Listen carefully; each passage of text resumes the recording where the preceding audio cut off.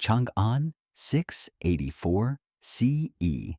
Inside the Grand Daming Palace, a messenger stands trembling.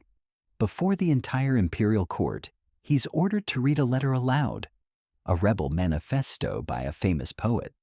The words are brutal, denouncing the throne's ruler as a snake-hearted fox, a vile usurper who killed her own kin to seize power.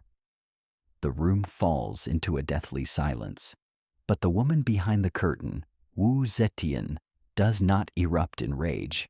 Instead, she lets out a cold, chilling laugh.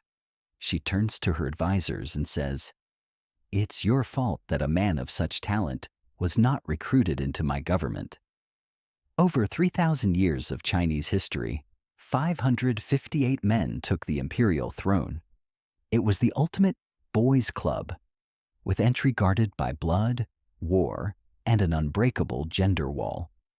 That is, until Wu Zetian appeared. She wasn't a tragic weeping concubine. She was the system's first major security breach. If the Tang Empire was a fortified operating system, Wu Zetian was its greatest hacker. She didn't break down the door with brute force. She spent 50 years planting a Trojan horse, exploiting vulnerabilities to seize root access. Today, we're dissecting power, uncovering how one woman, alone in a man's world, rewrote an entire civilization's rules. Normally, her story would have ended in a lonely Buddhist nunnery, forgotten amid cold stone and burning incense. But she spotted a fatal glitch in the system.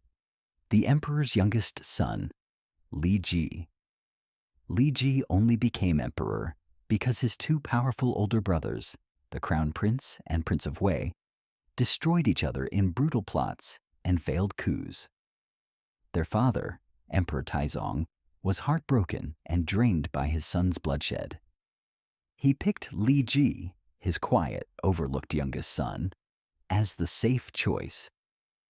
The court believed he could be easily controlled. Here's the truth. Li Ji was vulnerable, a lonely soul hounded by greedy ministers who treated the throne like their personal chessboard. When Wu returned to the palace, she didn't come back seeking mere affection.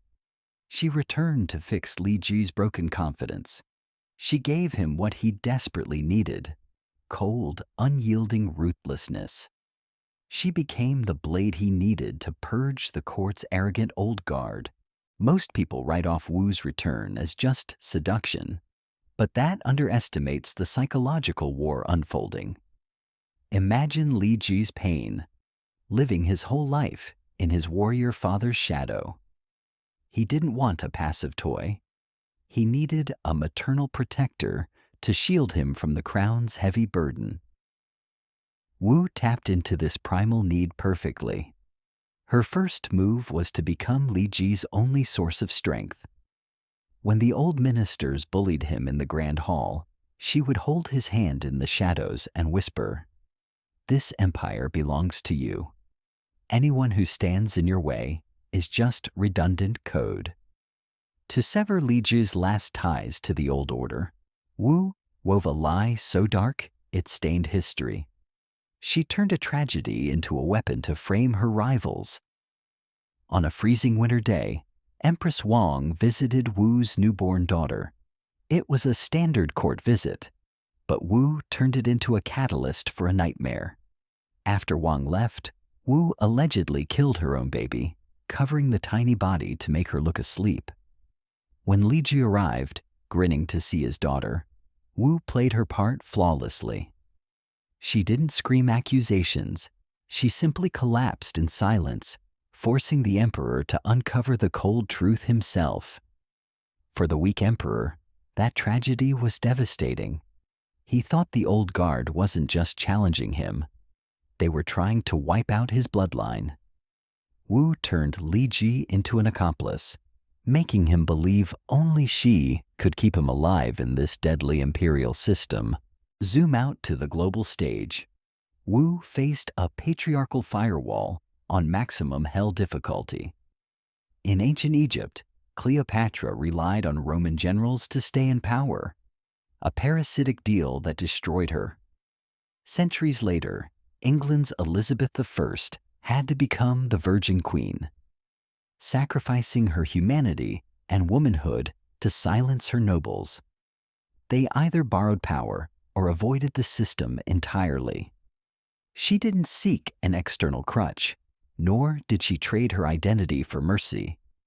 She launched a bottom-up takeover in the world's most tradition-bound civilization.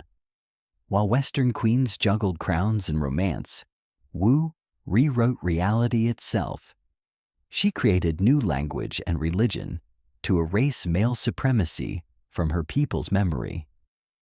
It was a rare lone wolf system overhaul, one the world has never seen before or after. Once she held root access, Wu used 3 deadly hacking tactics. First, she built a ruthless security firewall via a secret police network. She knew if people are too scared to speak, they're too scared to rebel. She created copper boxes for anonymous tips, turning every citizen into a possible informant. Any official labeled a virus was sent to her inquisitor's labs, where fear and the smell of iron hung thick. Under this pressure, the bureaucracy fell silent. Dissent wasn't just suppressed, it was erased. Second, she replaced the state's memory modules. She expanded civil service exams, creating the palace exam, where she served as chief examiner. She skipped the aristocrats, recruiting gifted common scholars who owed their careers to her. They became her loyal followers, replacing the outdated nobles. Finally, she modified the user agreement. This wasn't just a language trick, it was cultural encoding. She declared, "I'm no usurper. I'm the fulfillment of divine prophecy."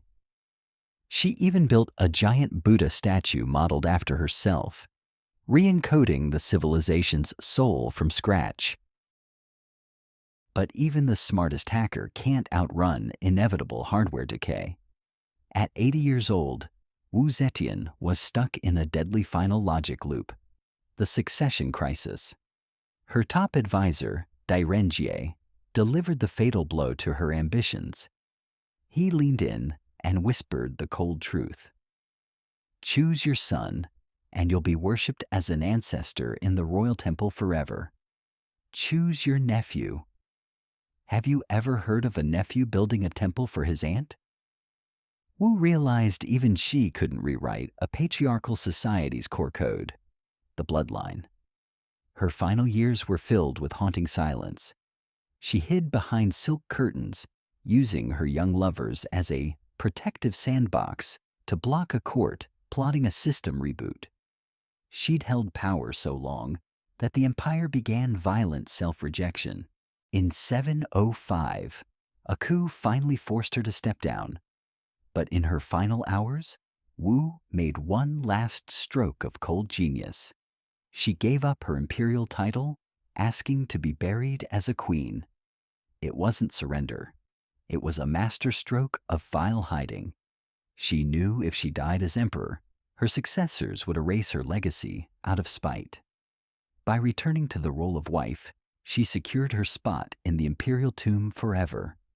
She left a giant blank tombstone, the unworded stele, 60 feet of pure silence. It screams to every generation, "I came, I ruled, I changed everything. Your narrow logic can't define me, so I leave you with a void, a null." History isn't a textbook, it's a power game. Wu proved when the system clashes with you, you don't just follow rules, you reboot the world. So here's the question. Was Wu a visionary ruler or a ruthless system virus? If you were her, would you sacrifice your humanity for absolute power? Let me know in the comments. Subscribe to Civilization Unmasked for more deep dives into history's hidden truths. Drop a like if you love this deep dive, and I'll see you next time.